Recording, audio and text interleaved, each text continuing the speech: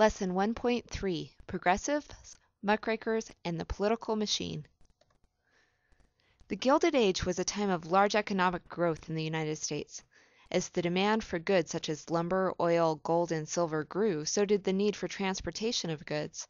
During this time, men such as John D. Rockefeller and Andrew Carnegie made enormous amounts of money, coining the nickname the Gilded Age.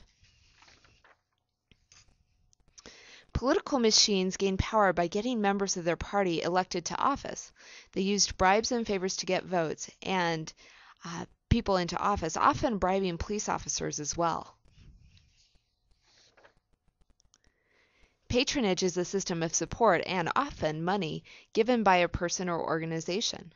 Political machines during the Gilded Age used patronage from wealthy business owners to work their way into office. Boss Tweed was one of the first and most notorious political machine leaders. He started as a volunteer firefighter and worked his way up to the head of the New York City political machine. Over time, he skimmed millions of dollars off government contracts and programs. He was eventually tried for embezzlement and died in prison. Civil service came into action following the years of political machines and the use of patronage, placing individuals in jobs they were not qualified to complete. Now, instead of using government jobs as political bribes, these positions were open to all who were interested.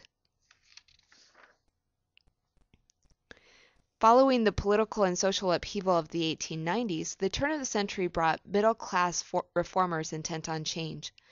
Journalists pointed out the poor working conditions in many factories, political activists struggled to make the government more responsive to people, and many more improvements were called for. Muckrakers were a group of reformers determined to expose any societal injustice. They investigated poor working conditions in factories and sweatshops, living conditions in the slums, and treatment of inmates in prison. They wrote about their findings, stirring up public awareness and reform.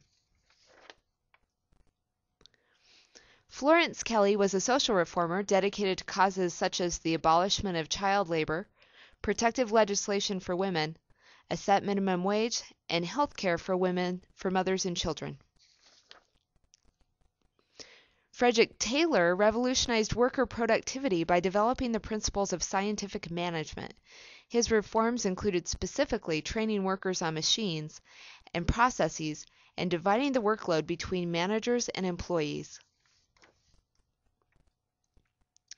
Robert La Follette served in Congress, the Senate, and as governor of Wisconsin. He worked to reform political corruption and fought against large corporations. La Follette was known for his progressive activism and loud, passionate oratory. Part of the makeover America was receiving at the turn of the century included changes to city life. Professional police and firefighters were hired. New methods of transportation, such as trolleys, were utilized as well as new sanitation systems and overall housing improvements. The legal changes of the progressive era included several amendments which led to an income tax. Senators were now directly elected by the people, and women had the right to vote. Acts such as the Pure Food and Drug Act were created to ensure the general health of the public.